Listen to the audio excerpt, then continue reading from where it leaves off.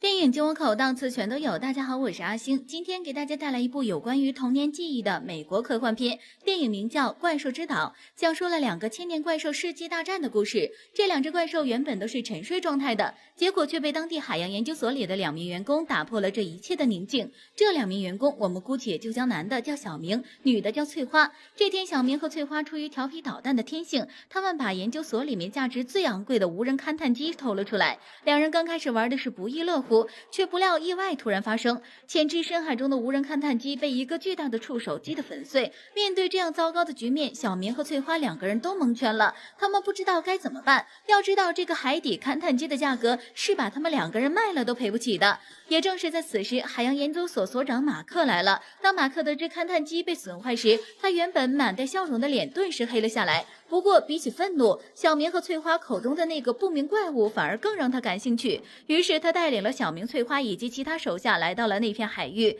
他决定要亲自下水查探。当他们乘坐潜水艇潜至海底时，里面一片漆黑，只能打着潜水艇大灯前行。说巧不巧，潜水艇刺眼的强光刚好惊醒了那只怪物。这一次他们看清楚了怪物的长相，这只大怪物长得特别像海星，却又有所不同，我们暂且就叫它巨怪。巨怪在沉睡之际被打扰，当然是非常不爽的，他的起床气爆发，狂怒地站了起来，顺带还用触手将潜艇从海底带到了海面上，吓得马克他们赶紧向研究所里的队员求助。队员虽然及时赶到了现场救援，不过行为却太过于草率，在什么都还不了解的情况下，朝着巨怪一顿粗暴的问候。可惜炮弹打在巨怪身上没有造成一点伤害，看得出来巨怪的身体非常坚硬。这时所长马克开始研究起了这只巨怪，他认为巨怪身上最柔软的地方就是它的肚皮，如果把炸弹放在巨怪的肚子里，肯定能炸死它。于是他们再次潜水至海底，把炸弹扔向了巨怪的肚皮，巨怪瞬间就被炸翻了。看到这里，你是否会发出一大串疑问？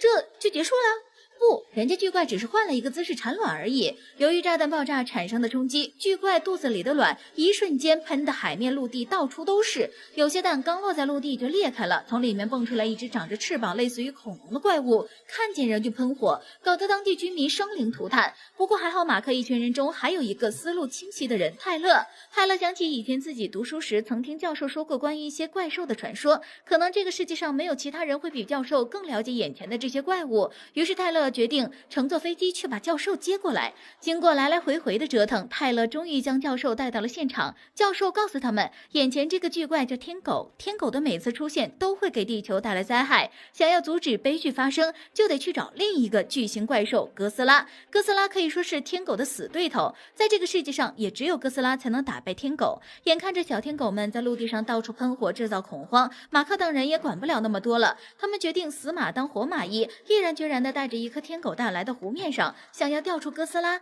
这一次他们总算没有草率，成功用天狗蛋将哥斯拉唤醒了。就在这时，一大群天狗瞬间围了上来，对哥斯拉进行攻击。结果哥斯拉随手一甩，轻松拍晕了数只小天狗。这个举动可让正在海面上观看一切动向的天狗王不乐意了，他张开自己的巨型翅膀，直接就朝着哥斯拉飞扑过去，把哥斯拉包成了一个大粽子。哥斯拉因为被偷袭，一个没站稳便踉跄倒地晕了过去。看到哥斯拉晕倒，马克一群人中有个反应快的女孩，马上就使用了一通射击操作，再次将哥斯拉唤醒。哥斯拉对于偷袭这种小人之举表示非常不爽，暴怒的他二话没说就与天狗王来了一个同归于尽。一道白光之后，天狗和哥斯拉这2只大怪兽融合成了一个巨大的黑蛋。电影到这儿也就结束了，具体这个黑蛋里面藏着什么，导演并未给我们揭晓，想知道答案只能继续期待下一部啦。好了，以上就是本期阿星谈电影，下期节目同样精彩，小伙伴们千万不要错过哦。